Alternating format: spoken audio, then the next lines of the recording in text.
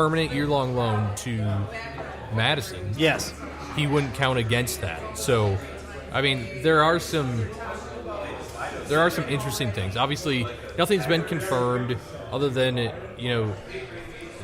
sounds like top brass said, yeah, we've looked at him, we've scouted him a bit. He's interesting to us. So, obviously you have to start considering building for the future. Of course. I mean, especially if you're doing a 7-year plan. A 7-year plan. I like how you guys are starting to get on board with that because I don't think it's that far-fetched. Coming around to it a little bit. I would say that I'm on board with it more just because anyone that doesn't like it, that listens to us, their heads are exploding. I just kind of in line with that talk. I mean, I just wonder, I was listening to a local sports talk radio station on my way up here, and the host was talking about between the Wild history and the Timberwolves history, they have a combined history now of over 50 years. Yeah. And in that 50 combined years, between the two teams, they only have twice. They had 2 seasons where the team got to like the Final Four, the semifinals, conference finals. So we just want to avoid seeing the Loons kind of fall into that category of just year after year after year after year of trying to figure it out and How many years is that with the Vikings? Well, the Vikings have been around for more like, 70 years? 65 60 years. Yeah. And how many years have they been successful? Well, they've been more successful than they've been to 4 Super Bowls. I can't remember how many they won off the top of my head, but they've been to 0. 4. Jesus. So. Wow. You can tell Sterling's from Wisconsin because he brings that shit up. I had to. But it's funny, it's like you bring the 7-year plan up. My father-in-law is going to listen to this. It's probably going, 7-year plan sounds like the Minnesota Twins. I'm like, exactly right, Tom. That is the Minnesota Twins. And when they hit year 7, they just started all over. They start over again. Exactly right.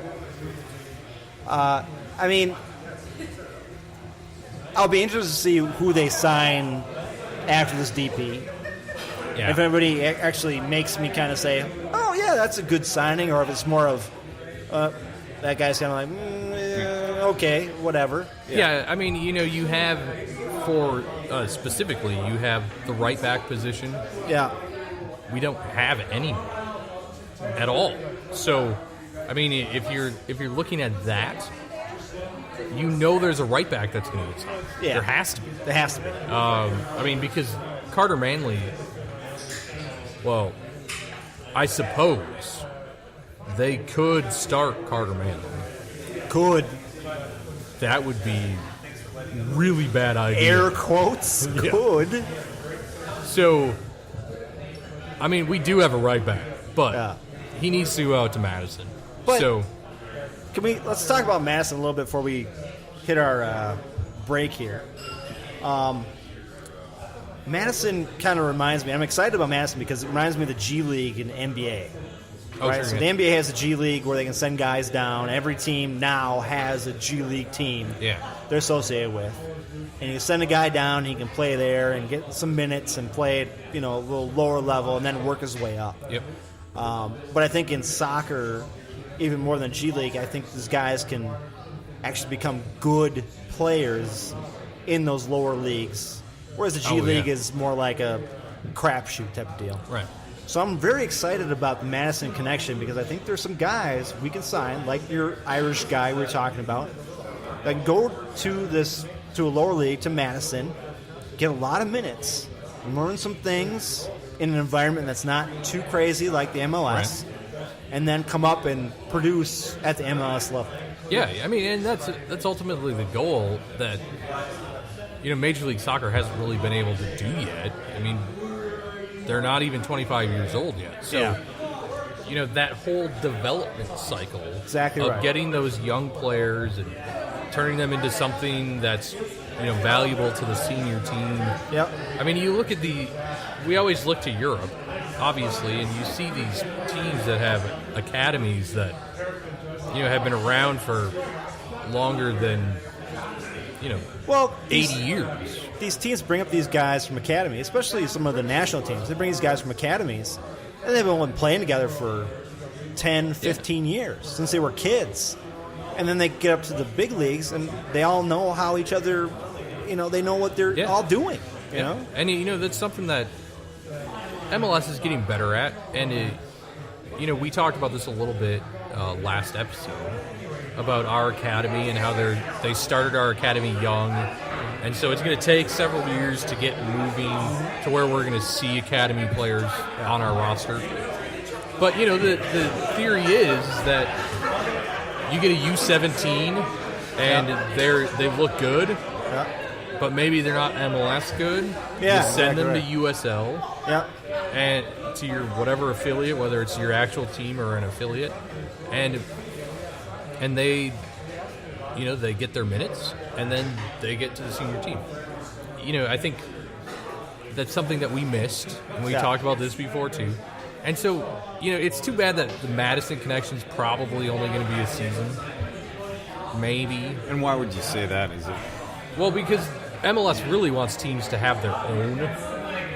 So, affiliates, Orlando, I think, was one of the first teams to dump their own and go back to the affiliate.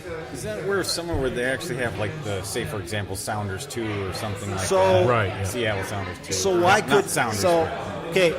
Out of the box here, why couldn't Bill McGuire just go to Madison and say, hey, I want to be a 51% owner of this team? Well, yeah, I suppose that could work. Yeah. Maybe this is the way he's going to do it. Maybe he's like kind of feeling it out a little bit and saying, well, Madison started their own team. We're going to be an affiliate.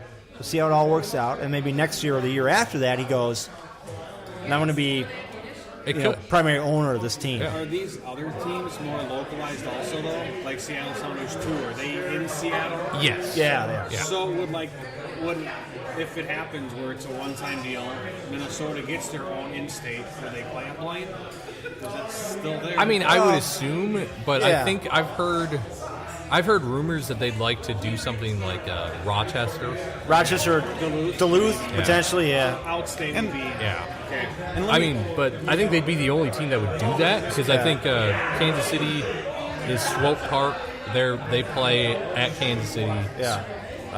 Salt Lake is the Monarchs. They play just south, I think. South of that, yeah. So. And then let me ask, so for Madison, they're going to be like in the third level of soccer behind MLS, and then they call it, I think as of this year or next year, it's MLS, USL Championship, and USL 1. I was confused because I thought it was USL 1 and 2. It might have used to be that way. But It was, yeah. Now, do the MLS, will teams have affiliates in both the second and third level, or either? Well, it'd be either or. No, they pushed them down to the third. So all MLS affiliates will be in the third level. USL 1. Yeah. And I think that's, if I'm not mistaken, that's kind of based on the Spanish model, because I believe that La Liga teams, their B teams are down 2 levels. 2 levels. Because they don't suspect they'd ever be able to get up far enough to play each other. And why would you want to... And the thing is, if you're going to get young guys, why not put them at 2 levels down instead of 1 level down? Right. Yeah, because honestly, if you look at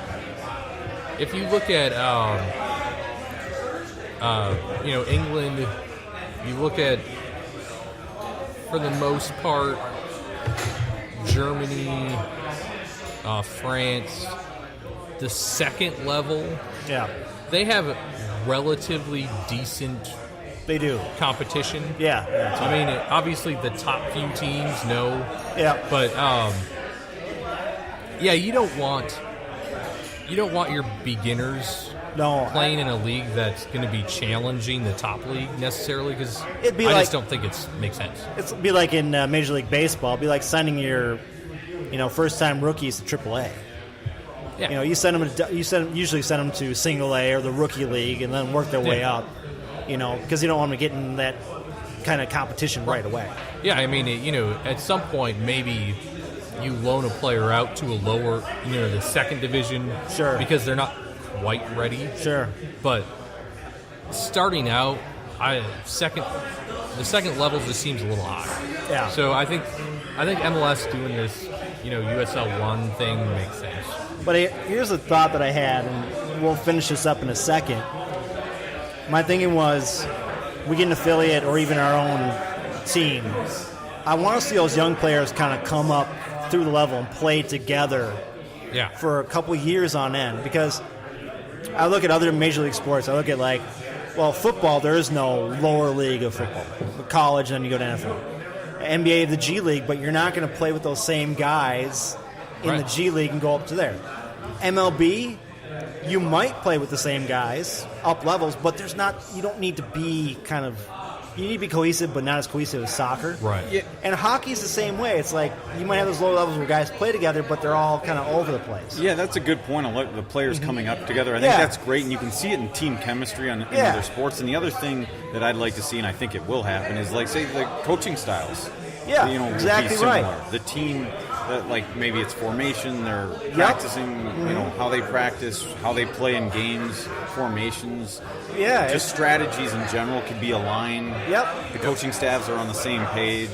So as these players come up, they're used to. They're already in that system. It's a pipeline. So a pipeline, and I think this would be if MLS was actually doing this league wide. I think this would be the first major sport in the United States where it would have a pipeline where guys played together and kind of thrive together in a sport where you need to have that. Yeah. If you've got two defensive backs in soccer who play next to each other for 5 years, that's better than signing two high-priced guys who've never played together before. Yeah, and that whole academy model is completely foreign to Americans. Oh, yeah, it is. And so that concept, I think that makes sense as to why it's taken so long to get that going. Yeah. Is because Americans just aren't accustomed to that academy system. Yep. But it's true. You could have, if you had the U15 team, you could have 4, 5, 6 guys that could literally just play right up into the senior team together. The closest thing to academy systems in Major League Sports in the United States is the minor leagues of baseball. But in baseball, you might have a catcher and pitcher who are good together. Sure. Potentially. But if you've got a third baseman and a left fielder who come up at the same time, they're not really dealing with each other. They may be good friends. They might know each other, but they're not really dealing with each other. In soccer, you've got all these guys on the field, on the pitch at the same time. Yep. If a lot of them know each other and can kind of connect, they know each other for 5 years, that's a great thing. Yeah, it's huge. Yeah, I agree. So, I think we're going to take a break, guys. We're going to grab another beer. Like I said before, John Drewski is with us. He has returned from Germany on his scouting trip. He saw some German soccer, and he's very excited about that. We might let him talk about it briefly. Let him talk about it briefly, We about should. the beers That'd and be the great. wine he drank and how drunk he got in Germany. The riots he saw, the riots did he not saw. see. I saw history there. The Eiffel Tower. He went to the Eiffel Tower. He can Tour talk de about Eiffel. the horrible violence that was going on over there during his trip. He was right outside of the French Soccer Federation. And I love what you guys said about that picture, by the way. Yeah. Watch out. Well, Let's just say my middle finger stayed down. yeah. good job. Careful. I just figured you had a late night. You took that picture early in the morning. It didn't look too happy. Yeah. We can, if you guys give me a minute, I'll wait. All right. So we're back in a little bit from Torg Brewery. Oh, I was going to say.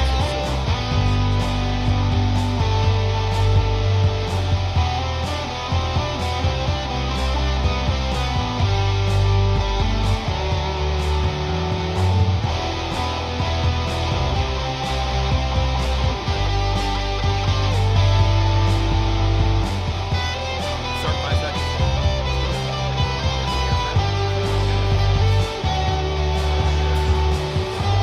And welcome back, everybody. We are still at Torg Brewery enjoying some of their delicious beers. Tony, Dave, and Dave, along with special guest, John Andruski, back from Germany. Guest. Guest. Let's not Guest. make it. I'm not a guest. He's just a guest. I'm a roadie. Just a guy. I show Guy up we once picked in a up. while. Guy picked up 20-some years ago. Pretty much. Thanks. I'm old. So we each got a flight. John didn't, but the rest of us did. And we got 4 beers in the flight. I'm drinking the, I think it's a Squirrel Nut. I think it's an English. Squirrel Nutkin.